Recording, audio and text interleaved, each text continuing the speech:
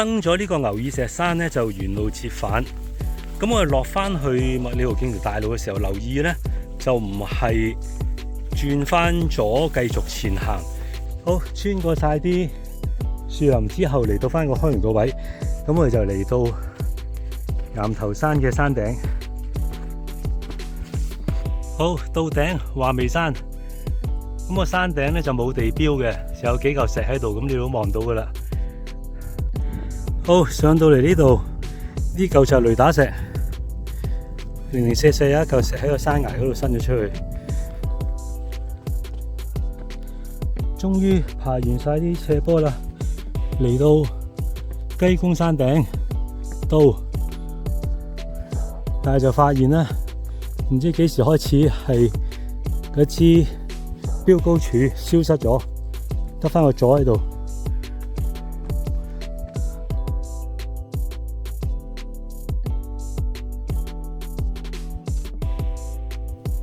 麥理浩徑第3段，當然好多山友都已經行過，仲十分之熟悉。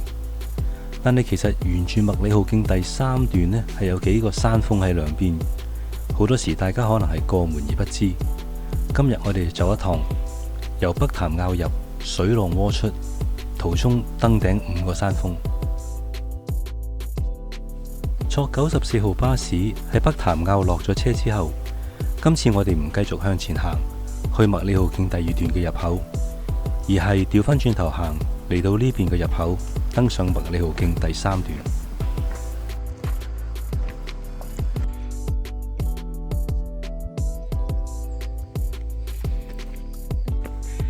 起步都已經唔容易啊，因為咧一路要爬呢一段嘅石級，要爬起碼超過350米嘅高度。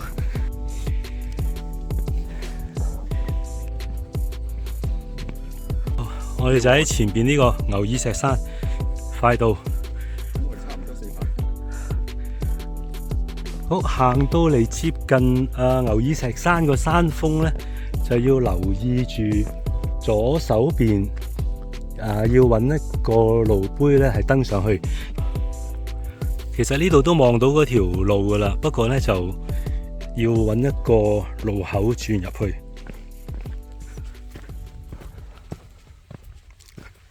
好，嚟到呢一個高位咧就啱啦，咁咧就會見到側邊有一條路碑，咁就喺度伸入去 hit 嗰個撇。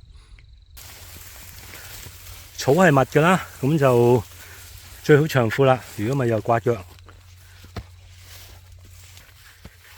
條路都唔太差嘅，都好清楚見到。咁啊，山頂已經喺前邊見到啦。印象之中嗰度係冇標高柱嘅，咁所以其實去到呢個高位咧就可以折返嘅，基本上都。登咗呢個牛耳石山咧就原路折返。咁我哋落翻去麥理浩徑條大路嘅時候，留意咧就唔係轉翻左繼續前行。因為咧，我哋跟住係要上去岩頭山，就係前面呢一個山。但係咧，呢個山咧，要上呢條山咧，係要落返去之後咧，回頭少少，上咗呢一個山脊，然後沿住個山脊行過去，先至上到嘅。而係如果我哋繼續向麥理浩徑前行咧，係冇路上到去岩頭山。好，行翻轉頭，大約50米度。OK， 都有個距離嘅50米，咁咧就會見到左手邊有個路碑上去，咁咧就路口亦都綁咗啲絲帶喺度，會見到啲前人。咁而家咧就喺呢度登上個山脊之後咧，就打橫行過去岩頭山。好，上到嚟呢個開陽嘅位置咧，就係跟住轉左，就沿住條山脊咧。就過去岩頭山。好，岩頭山喺前邊，我哋向住嗰邊行過去。啲路碑都係隱隱約約。喺出邊麥理浩徑穿過咗呢個林之後，嚟到呢度一個開揚啲嘅位置，咁係繼續要落一落去嗰個山谷，上返去呢一個先至係岩頭山嘅山頂。咁我哋就嚟到岩頭山嘅山頂。咁呢度係有一支標高柱嘅刀。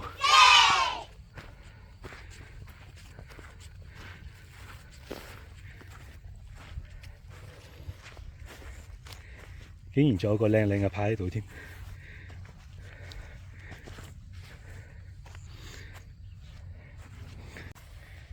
好，離開岩頭山，我哋繼續向前，就揾路落返去山啦，同埋接返去麥理浩徑嘅第3段。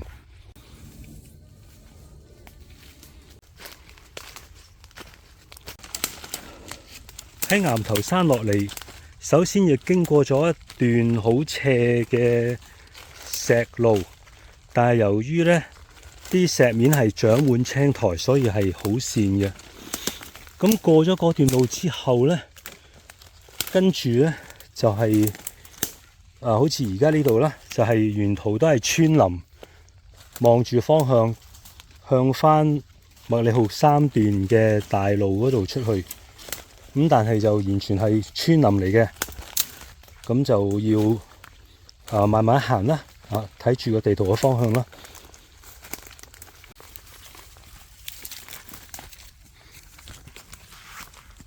經過一輪嘅村林，出返嚟麥理浩徑第3段嘅大路啦。OK， 好，呢個牛耳石山同埋岩頭山。呢個岩頭山都唔容易啊！咁又繼續向前走。我哋由94號巴士站嗰度起步，經過咗牛耳石山、岩頭山，返落嚟麥理浩徑第3段，用咗大概係2個小時。咁留返一個參考啦。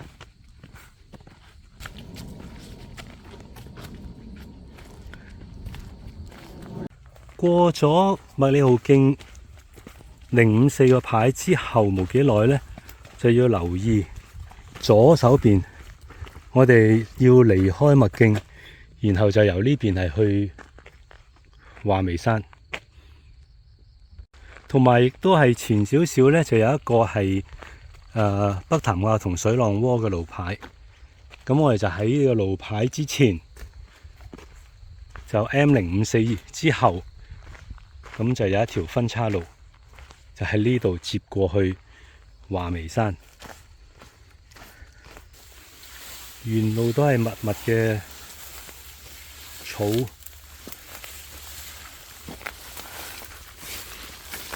出到嚟一個好開揚嘅位。咁呢，我哋係要靠左嘅。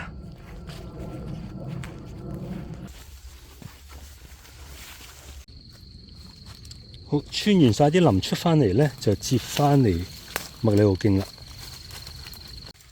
即係話去完岩頭山之後，其實係可以沿住麥理浩徑第3段嚟到呢度。不過剛才我哋走咗個 shortcut。咁如果沿住麥理浩徑呢，就會經過張上。咁嗰條路係會長啲嘅。咁我哋剛才走條捷徑呢，就係相等於1/3嘅路程。咁就可以各自去選擇啦。咁而家我哋返嚟麥理浩徑。好，嚟到呢度嘅路牌 M057，正對面呢就有一條路碑呢，就係上去前面嘅華眉山。咁呢個呢，就可以喺呢度捐入去，上到去山 hit 到就沿路返嚟，然後先繼續向前行嘅。咁我哋就喺度上去。好，到頂華眉山。咁個山頂呢就冇地標嘅，就有幾嚿石喺度，咁你都望到噶啦。咁跟住呢，我哋就會沿路折返落返去麥徑嗰度。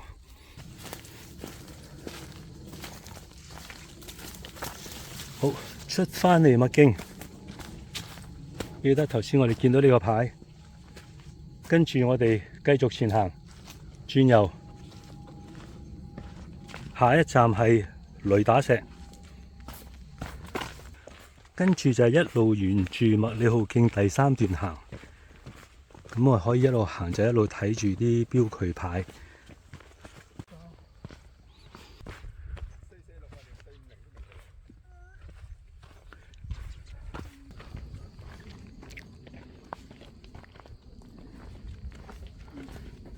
嚟到呢度一個嘅十字路口，呢個地方叫榕北坳，咁就好多嘅路牌，有幾條支路喺度。咁首先呢，我哋就喺張上嗰度落嚟啦，跟住一直前望嘅第一個右手邊嘅路口去榕樹澳，然後嚟到呢度呢，好似一個 T 字路口咁呢，左手邊呢就去北潭路。咁而我哋去雷打石呢，繼續沿麥理浩徑第3段走呢，就係最前嘅右手邊呢個路口。咁啊，繼續向前走嘅。嚟到見到 M060呢個路牌，咁呢就開始留意啦。我哋要喺左手邊揾一條路呢，就係上去雷打石嘅。咁嗰個路口呢，其實就係行前100米到啦，唔到100米啦。咁呢就過埋一啲石級，跟住呢就會喺左手邊見到個路碑，亦都見到掛滿絲帶，所以都唔會揾錯噶啦。咁就喺呢度上去雷打石，由個路口入咗嚟就一路係上斜，路線清楚。咁如果係要掂到個山頂嘅範圍呢，咁行多100米度呢，就已經到噶啦。咁如果要上到去山頂睇埋支標高柱呢，就行多100米，即係總共大約200米度啦。咁啊，個人喜好啦。爬咗段好斜好斜嘅路，咁啊上到嚟就嚟到雷打石嘅頂基步路。呢度就好清楚望到麥理浩徑，前面呢個就係雷打石。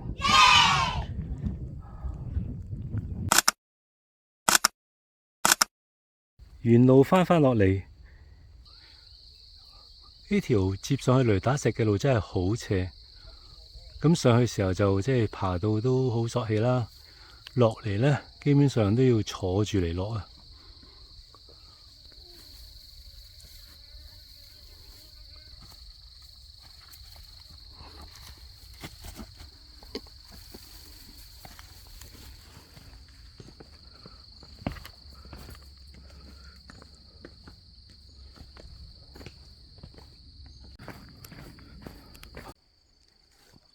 嚟到呢度經過一個指向榕樹澳嘅路牌，咁就唔使你去啦，我哋繼續向前行。全程爬上嚟雞公山，大概係1公里嘅路長，但係就一直都係咁向上爬，要爬接近300米嘅高度。終於爬完晒啲斜坡啦，嚟到雞公山頂到，但係就發現咧，唔知幾時開始係嗰支標高柱消失咗，得返個座喺度。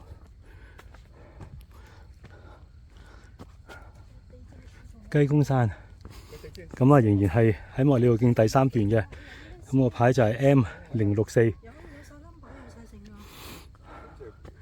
咁就唔知點解支柱會消失咗。離開雞公山嘅山頂落山啦，咁跟住就一路落噶啦，落到去西沙路水浪窩嗰邊，咁嗰度呢就會有交通可以翻出去市區。今日呢就嚟沿住麥理浩徑第3段，就一共行咗5個山。如果順次序嘅呢，就係我哋喺北潭坳起步啦，先去咗牛耳石山，跟住就係岩頭山，然後就係話眉山、雷打石，跟住就係雞公山。咁今日同我一齊嘅呢，就有 ATAT 啦，同埋仲有 TL 喺度。咁總括一下呢，就今日啲山嘅路況呢，第一個牛耳石山就 OK 嘅，都係有啲密草嘅路啦，但係都唔係太難。咁反而第二個牛耳石山呢，就因為要上個山脊嗰度，去到個山頂先落翻個山脊，咁我成個路段都係密林嚟嘅，啲草好密。上嘅時候就啲草好密，落嘅時候咧就啲石好多青苔啊，好滑啊。咁啊不過咧去到個山頂嘅時候咧，竟然有個好新淨嘅標高柱同埋一個好新淨嘅牌，寫住岩頭山。咁啊有啲唔明點解嗰度咁靚嘅設施咧，但係就冇路上去嘅。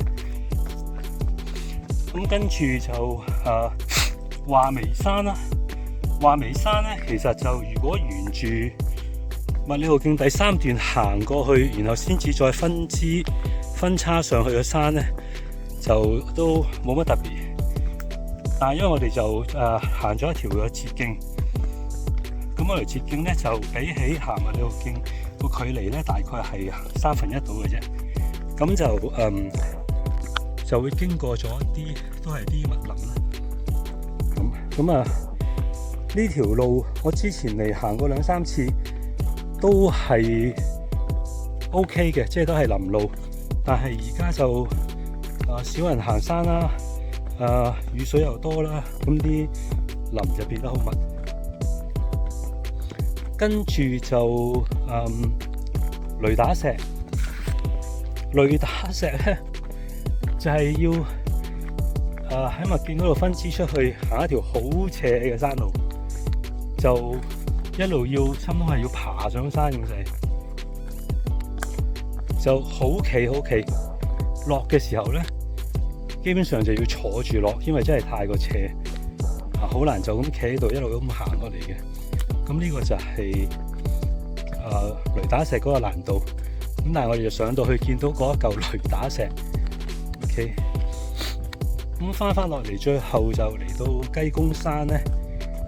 雞公山亦都係啦，由個分叉路嗰度行上山呢度，大約1公里嘅路咧。不過就係不斷咁上斜，開揚嘅、闊嘅，啲石路係即係少少凹凸不平嘅石路。咁但係就係由頭到尾都係爬，1.2平路都冇。咁上到去雞公山咧，又唔見咗支柱啦。嗰支標高柱又冇咗，我都唔知幾時冇咧，因為有一段時間冇嚟。咁而家咧就落山，翻出去馬路嗰度，就完成今日嘅路程。咁整體嚟講咧，都10鬆啲公里啦，但係就都幾費氣力嘅。